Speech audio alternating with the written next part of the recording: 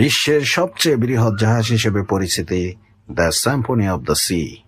এটি একটি cruise sheep যা রয়্যাল ক্যারিবিয়ান ইন্টারন্যাশনাল কোম্পানির মালিকানাধীন।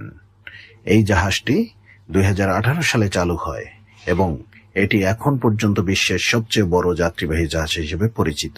এর দৈর্ঘ্য 362 মিটার, প্রস্থ 47 মিটার, ওজন 2,28,800 টন, ক্যাবিন 2,740টি, যাত্রী ধারণ ক্ষমতা 6,700 জন, কর্মচারী সংখ্যা প্রায় 2300 জন, গতি প্রতি ঘন্টায় 42 কিলোমিটার।